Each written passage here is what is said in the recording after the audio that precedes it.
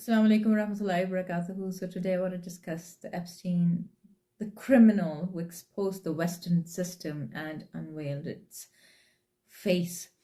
Criminals can exist in any society. The presence of a deviant or a criminal individual in any society is not an evidence by itself that the society is corrupt or deserves to be blamed. However, crime is not confined to any single civilization, nor does it become a smear on any entire people merely because a deviant individual emerges within them.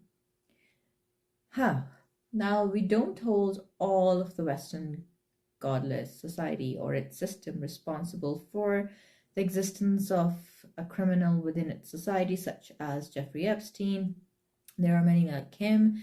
However, there is a blame upon the whole system, its governing institutions, its Department of Justice, its police, its dominant culture, its cult, its the entertainment industry. The blame is not for the existence of like Epstein, but for the management of the case, that how he was safeguarded, his protection, the kind of protection he was granted, the covering up of his vile acts, the concealment of files, and eventually closure of his case. And since the 1990s, multiple lawsuits were filed against Epstein for sexual assault and rape. Despite this, he never faced any significant criminal prosecution, nor was he brought before a genuine trial. On the contrary, he practically enjoyed an exceptional status that shielded him from being accountable and kept him out of the courtroom. Even though numerous complaints, scores of the victims were against him, the system supported him. And when his crimes escalated and extensively increased, and their stench became impossible to hide, he was finally prosecuted in 2008 before COVID, even though they still did it in 2019, because he came out after 18 months, and which, actually served the purpose of, and that conviction was not imprisonment in any real sense. He was allowed to leave jail in 6 days after then, when he was jailed again. And this seems like the whole facility within, from his release, from the lawyers, from the police, from the jail, were exceptionally lenient to him, and turned the prison into a hotel rather than an institution or a place of deterrence and punishment.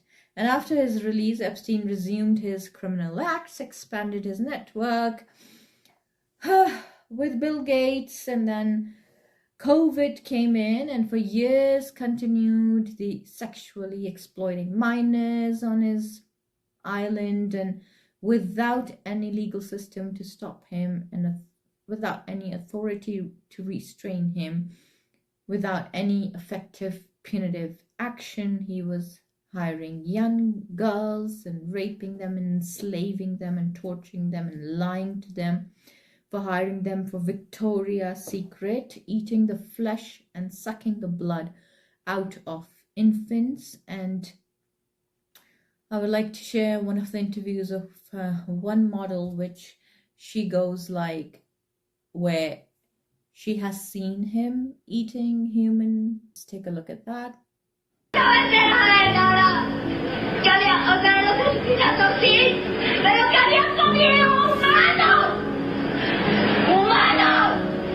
Since the release of the Epstein files, that video from 2009 is now finally resurfacing, and it features Gabriela Rico Jimenez freaking out. She's also a runway model.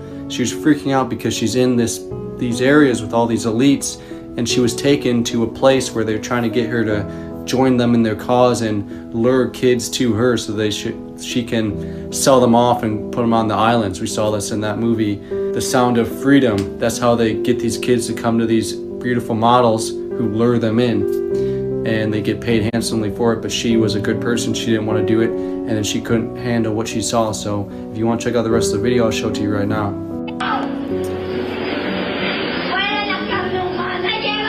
The Illuminati, or the Canaanites, end up sending in one of their minions to arrest her and silence her, and we haven't heard from her since. They don't want this information coming out. But now, this was way back in 2009, and the world's a lot different now. People have much more information being transferred to each other, so you know a lot more of the truth. I wonder where she is right now. And then where another model, Juliet, I guess her name is, where she has seen him turning into a reptile. And it happened. It was like a weird hologram, and it had like big black eyes. You know, and I also saw Epstein shapeshift on the island. You know, when I was on the island, I saw Epstein like suddenly, and people have actually asked some pretty good questions recently. It wasn't like I saw him turning like the Incredible Hulk. What happened is, I was, you know, it was when I was taken in the bedroom the one time, and he had like a blanket up to here, and then I looked away and I looked at him, and suddenly it wasn't him anymore. It wasn't like I saw him turning, it was like it was him, and I looked away, and then when I looked back, it wasn't him. There was this weird creature, and then I looked away, and then I looked back, and it was him again. This is Juliet Bryant, a verified Epstein survivor, who spoke about what you just heard. And this is the thing that people are not going to be ready for at least, like, I don't know, 10 years. The documents that were released by the government for the Epstein files even talked about supernatural things such as time travel. And it's going to come out that these people are not even human. These people who have been controlling the world are literally lizard people. I know everyone has liked to make fun of that for the past 20 years, people saying that, but you know what? It's honestly true. Now this opens another pathway, you know, a big connection to David Icke, where he has been talking about reptiles for the past so many years. He has been banned to travel to so many countries. They call him anti-Semitic because he talks about the protocols of the Zion is not written by actually Jews. It's written by a network of reptilians. And then we will go in details of what David Icke has, his conspiracy theories. Everything was a conspiracy, so you could not even talk about it. Well, I'm kind of my cognitive dissonance at this point is, why and how am I even allowed to talk about it? And how come YouTube is not shadow banning me right now? How come TikTok is allowing me to talk? Whereas I've been through this past, and all of you who have been talking about it, you've seen it yourself on your channels. They block you, they take down your videos, they don't want to talk about it. You can't even comment about the truth. We saw this during COVID when we opposed the jabs. We saw this during Gaza when we talked about Gaza, the truth coming out from Gaza. And then definitely the idols we've been idolizing since years, and one of them here. And let me read you from what he said in his book, Dead Children and Debt Service. So this is a whole interview by David Barsamian. I have not seen those interviews, and alhamdulillah, I have not read a lot about Naom Chomsky until latest. He was talking a lot about Gaza and something, you know, to do with, he talked about Ukraine, which I was quite skeptical. I don't know about his faith. He never talks about it openly. And in one of the videos where Sahil Adim and Zaryab Hashmi, they interviewed him on YouTube, and I will put it up here, a little clips of it, where he just, you know, he knows the truth, but he just says, oh, well, it's plausible. It's just plausible, you know. Imran Khan is adamant and is continuously in every speech saying that the United States government and people in the U.S., the people with power, toppled his government. And I have to add one thing here from my part, is that from the assassination of Bhutto to the murder of General Zia to the daughter of Bhutto, we know, we see, and we can clearly state that, yes, United States intervention in more than 18 to 20 countries is very evident. But what is the difference between this time, Imran Khan's allegation, to the previous times that are kind of proven? It's perfectly true that the United States has intervened all over the world. And I mentioned Allende and Chile and the Congo, could have mentioned many others.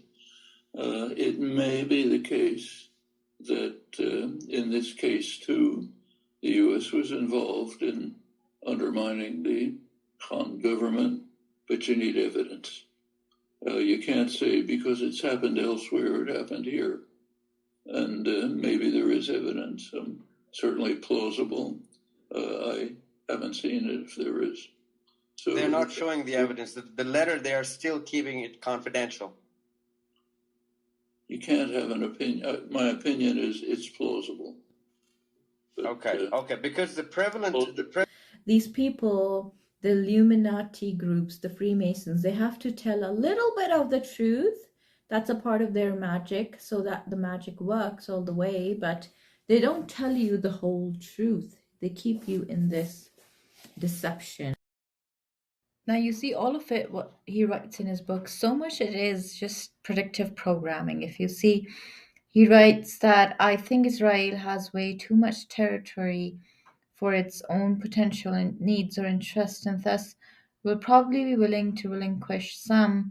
And if Israel is smart, it will work towards something like Allen Plan of 1968, where it gives control, which this plan gives control of the resources, water, reusable territory to Israel, and since then the Gaza Strip has been more of a burden than somewhat you just don't want to hang on to it.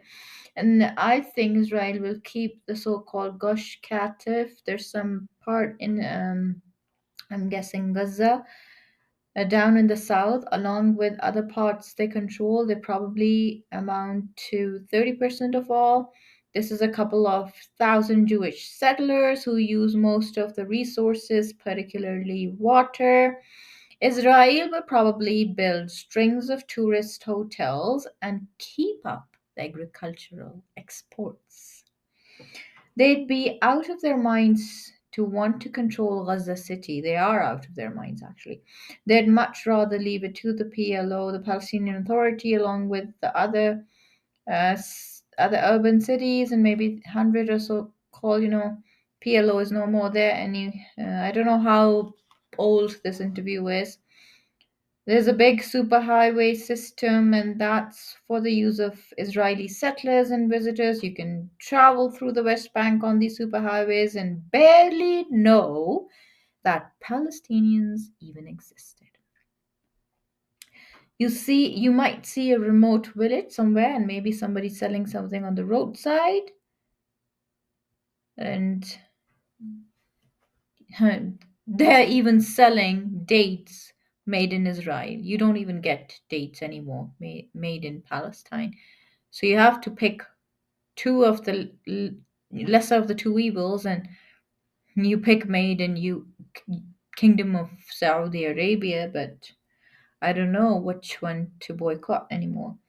It's like the Bantustans in South Africa, except that, as Norman Finkelstein has pointed out, that South Africa government gave much more support to the Bantustans than Israel is giving to those scattered regions. And oh my God, you can read on and on. And now you see this was more of a predictive programming, and where he's giving the ugly details of the world orders without clearly, blatantly saying which side is he on.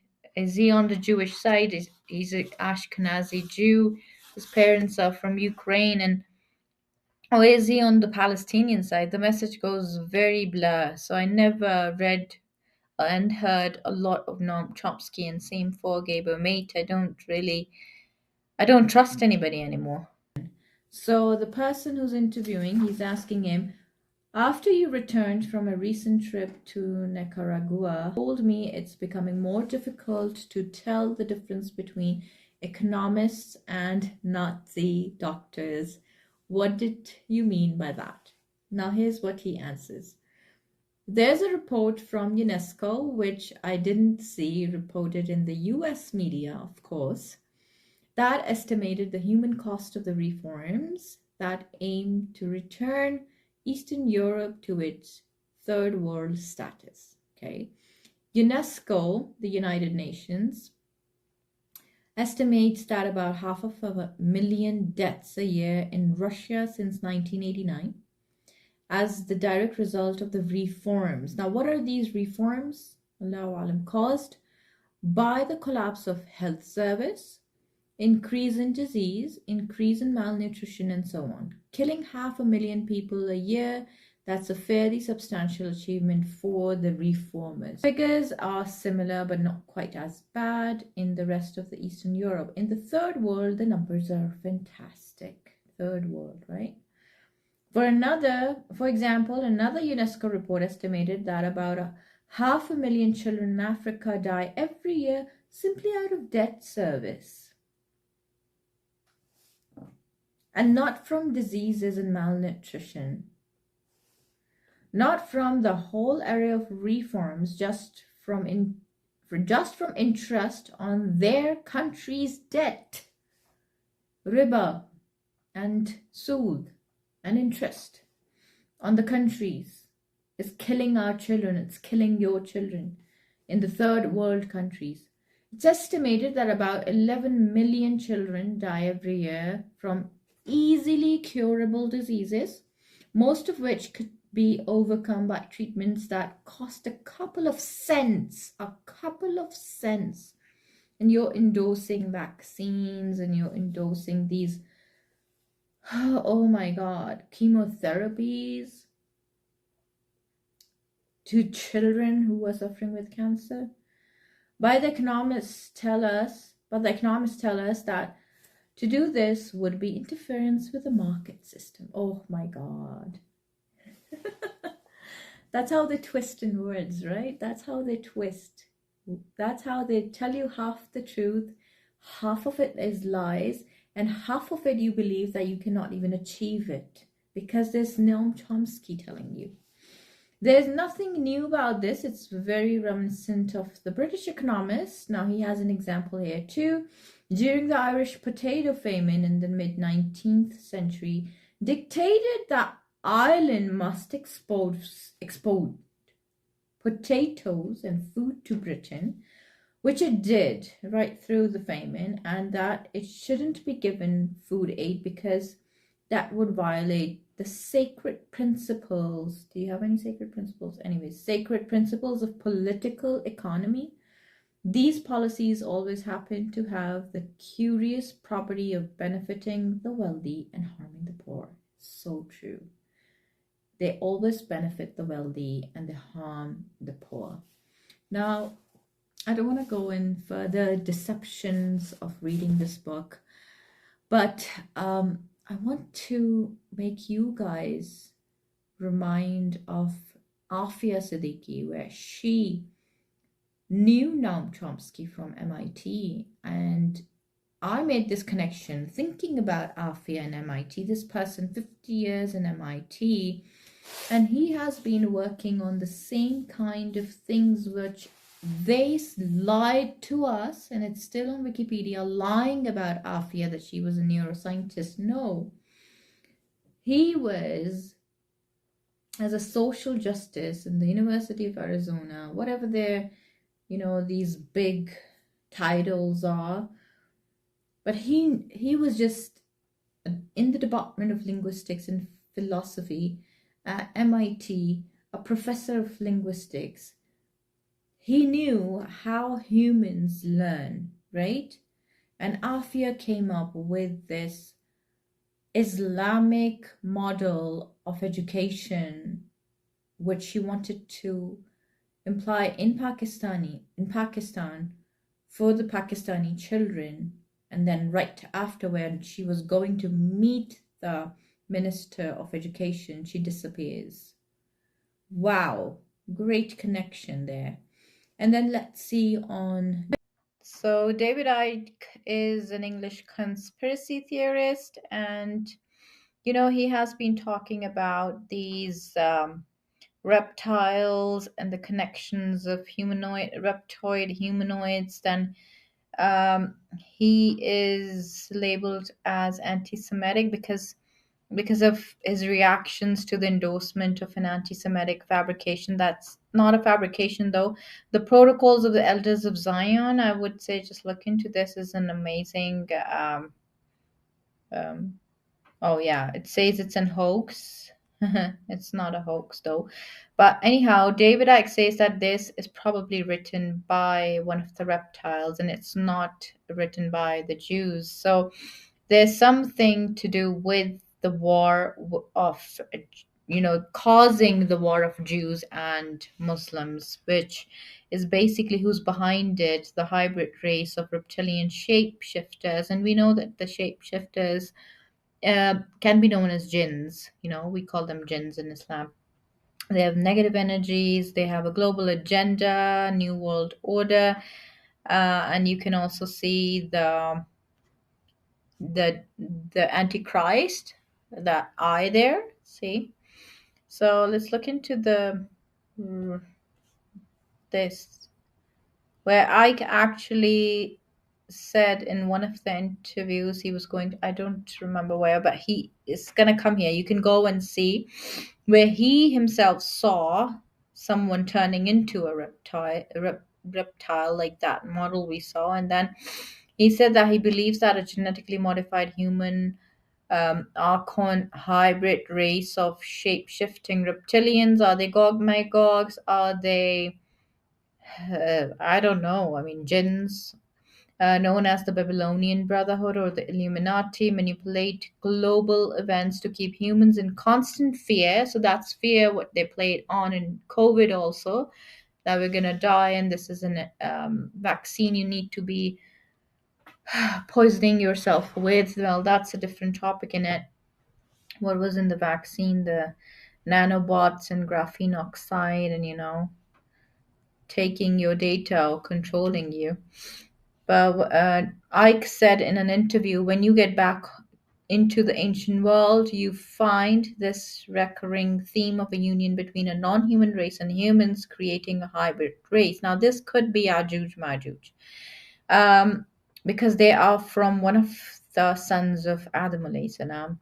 I started coming across people who told me that they had seen people change into a non-human form, and it's an old age phenomenon known as shapeshifting.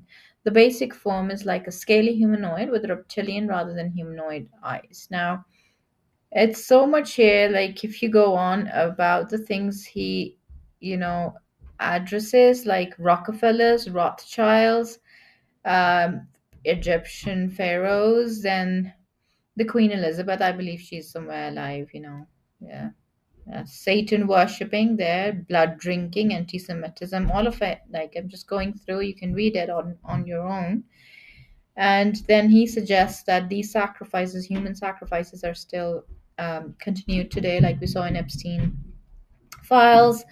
They used to scare them first, and then they would wait for the release of adrenaline, which surges through the blood, and then they want to drink it. Now, if you want to know more about David Icke, I would suggest you can order his book, The Road Map, Escaping the Maze of Madness, and in which he has, talked about the global transformation of human freedom, sense of reality, self-identity, and a lot of other things. All right, so I wanted to show you what really the plan is. Now, Ukraine, a holy land for Jews, and how the past of cities with Jewish communities refutes Russian propaganda.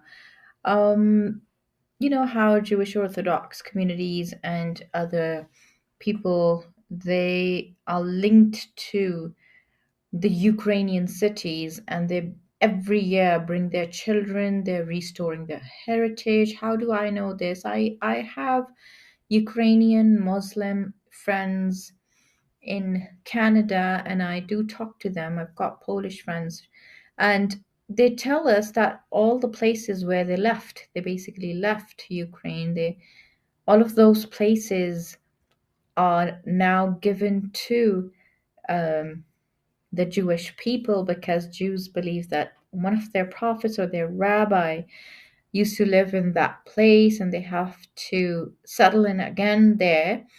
So this puts me into a whole dissonance again, that why is Putin so evil or is he on a higher tier there? Maybe if Epstein was tier 1, he's tier 3, whatever.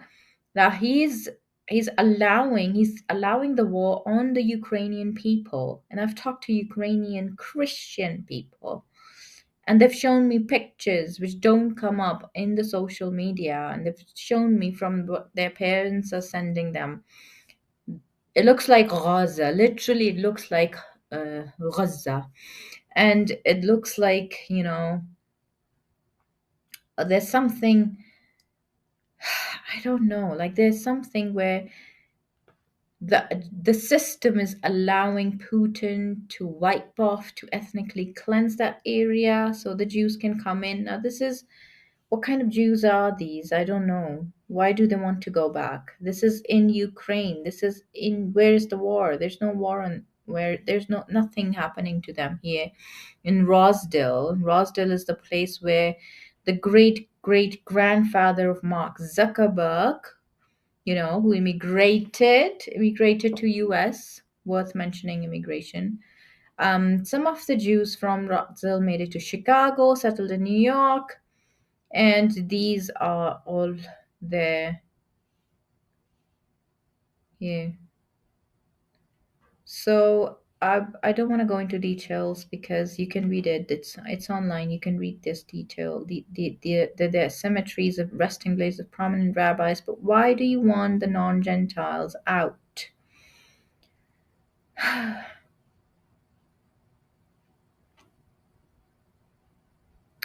The House of Living. You can read on and on. On and on. Very spiritual people, right? Very spiritual. Now,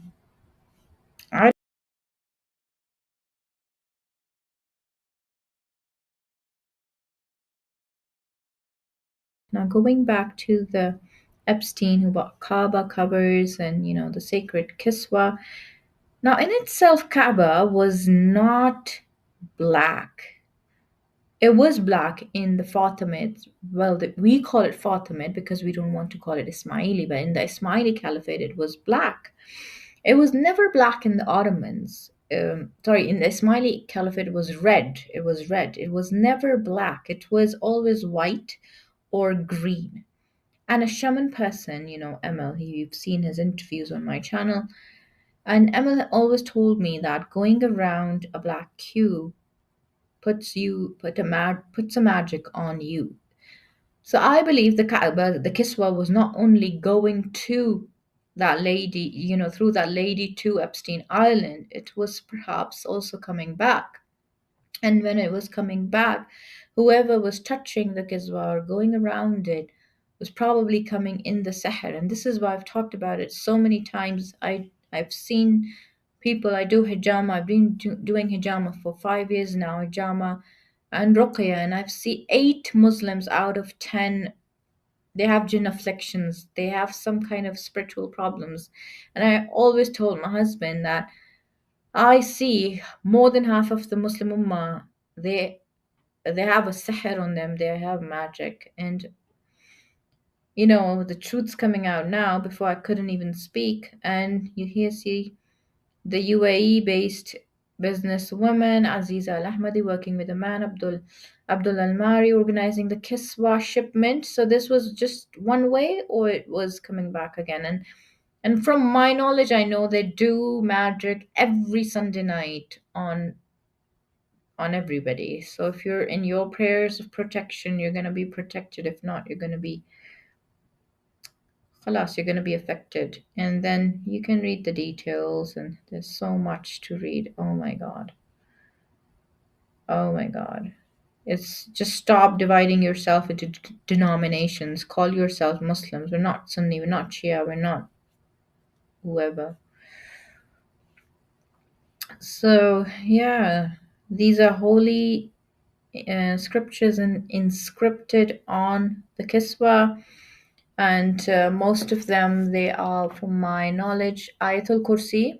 And this is why you see a lot of jinns were reciting Ayatul Kursi when you do ruqya on them. And I was curious that how come the jinns already know Ayatul Kursi, and they were making fun of Ayatul Kursi during the ruqya sessions. And then I thought that because probably, Ayatul Kursi was itself revealed by a jinn to Abu Hurairah radiallahu anhu when he used to come and take the mall.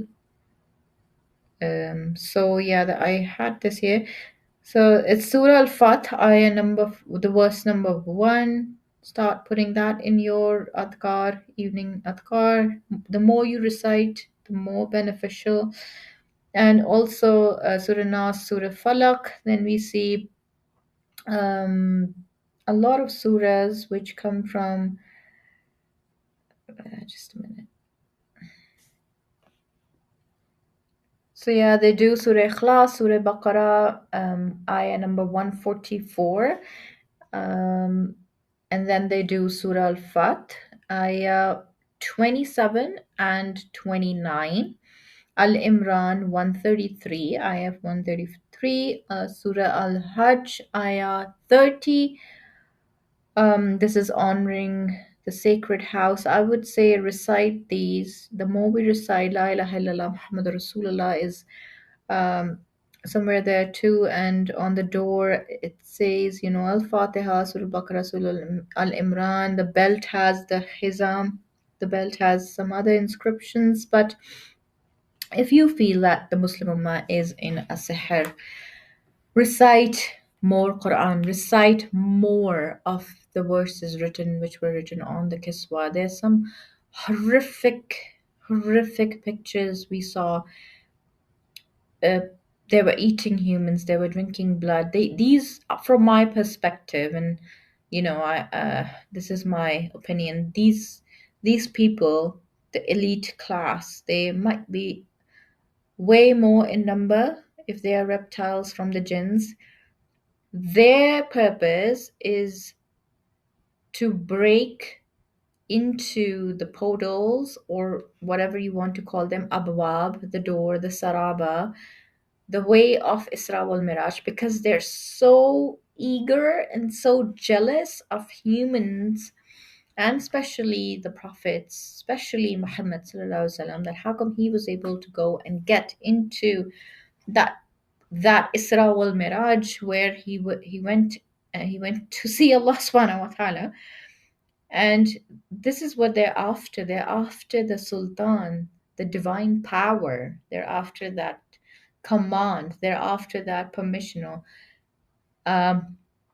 just to cross those barriers, which were closed when the Quran was revealed. And you can look into the background of Surah Al-Jinn. When the Quran was revealed, a lot of jinns could not go up and hear whatever the angels are saying anymore. And then they felt frustrated. The soothsayers, especially their shops, closed down.